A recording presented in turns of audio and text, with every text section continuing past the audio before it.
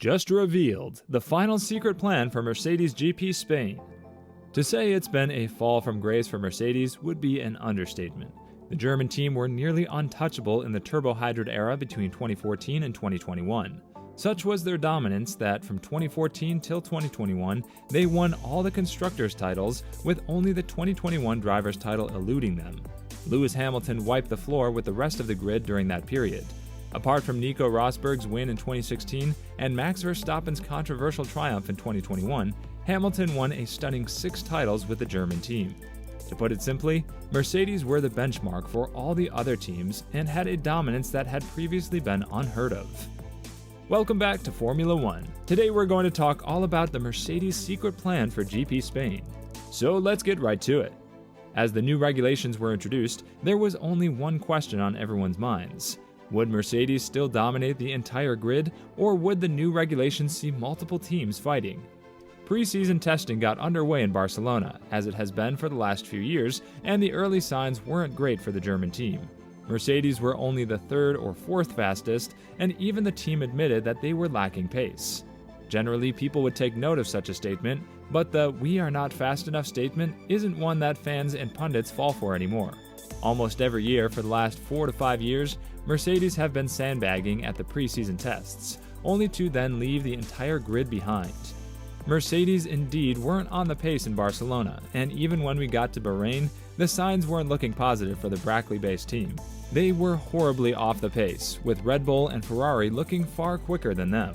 Were the German team playing a massive bluff, or were they actually off the pace? As the 2022 season got underway in Bahrain, Mercedes' pace deficit became quite clear, right from the practice sessions. At the season opener in Bahrain, Mercedes were off the pace from the start and behind the frontrunners of Ferrari and Red Bull. Thanks to a double Red Bull retirement, Hamilton managed to squeeze in a podium in the opening race.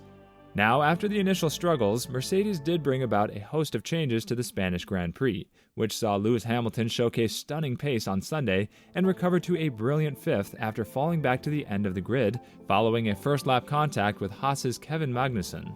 In Spain, Mercedes got major changes done to the floor of their car. The underfloor was shaped like the Venturi tunnel, and there was a heightened section near the inboard. The floor edge also had a couple of pickups for stiffening rods, which was most likely put to restrict the flexibility of the floor to control the bouncing.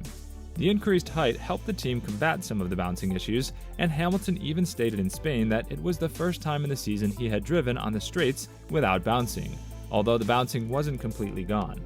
Other changes that the German team brought about in Spain were the front wing end plate design changes, which were curved inboard to help improve flow to the back of the car, and also a new deflector end plate, which was much lower to help improve performance from the diffuser. As we reached Monaco, all the pace found in Spain was gone, and Mercedes were once again struggling.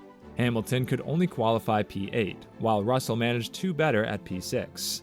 The race was equally tough for both cars. While Russell lacked the pace to keep up with the frontrunners, Hamilton was stuck behind his former teammate and double world championship Fernando Alonso for the majority of the race, and could only finish P8, 3 places below his teammate. He did say after the race, though, that it wasn't a surprise that they struggled in Monaco. Why was it so? In Monaco, what the team suffered from was bouncing once again, but not exactly porpoising. The Mercedes car in the Principality did not have enough suspension compliance, which could keep it on the ground, which also led to a very rigid and stiff aerodynamic platform for the team. Even though they tried to maximize the downforce, the nature of the track in Monaco didn't help that at all. The street circuit with low speed corners saw the car just ram into the ground all over the bumps at the various corners, and with a lack of compliance in the suspension, the car was extremely hard to handle for both the Mercedes drivers. Another change Mercedes had made in their setup coming into the Monaco GP was going back to the setup they used before Miami, which was aimed at providing both Hamilton and Russell with more control over the front end given the tight corners of Monaco. Even though that front wing might have helped the drivers to an extent, it did more damage than help. This overdependence on the front end meant the rear end was lost, and Hamilton himself stated after qualifying in Monaco that the car had basically no rear end. Well, that's it for today's video, guys. Make sure to subscribe and give us a thumbs up. See you next time on Formula One. Bye.